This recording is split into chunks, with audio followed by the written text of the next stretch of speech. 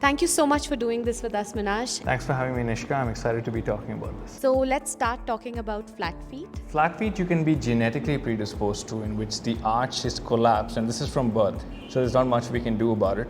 Or you can start to have an arch which slowly reduces in size, and this can be because of weight gain or a bunch of other factors like poor shoes.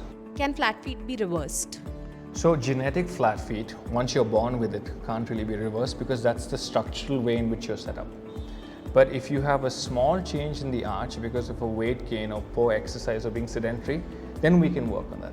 So genetic flat feet, how can people with genetic flat feet find comfort? So somebody with a genetically collapsed arch can use an orthotic, which will allow their foot to be in better alignment to move. But somebody who has, say, a moderately collapsed arch because of, say, they put on some weight or they haven't been exercising, they can use a bunch of exercises and weight reduction strategies to slowly pick their arch back up. So I'm going to come back to you and ask you for some exercises for flat feet. Sure. But moving on to plantar fasciitis, can you tell us the causes of plantar fasciitis? Plantar fasciitis is inflammation of the plantar fascia and pain at the base of the foot.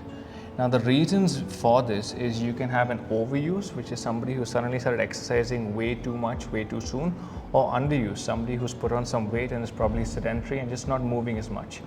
One of the classic symptoms you have when you have plantar fasciitis is early morning pain. Upon waking, when you put your foot down on the floor and you try to stand up, put some weight through the foot, you have pain at the base of the foot. So can you show us some exercises that address both these conditions? Absolutely. So guys, here are 4 exercises you can do to help with your foot pain. Exercise 1, we're going to get Nishka to just pull on that towel with her toes. So she's going to extend and flex her toes, and she's going to slowly try and bring that towel towards her.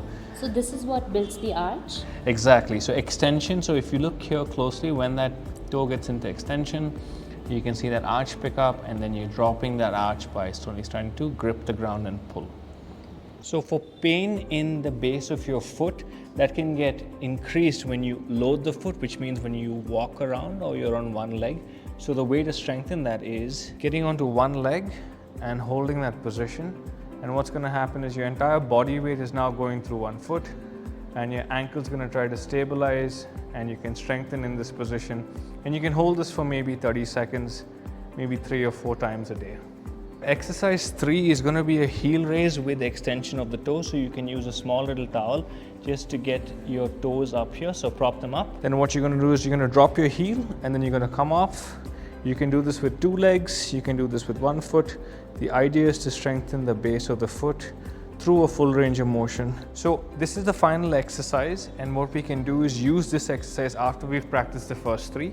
Once you're feeling strong in your feet, you can continue to load by dropping down and back up. This is called a squat, and what this is going to do is it's going to continue to help build the feet along with muscles around the lower legs. Thank you so much for doing this with us, Minash. I'm sure a lot of people are going to benefit from this. Thanks for having me, Nishka.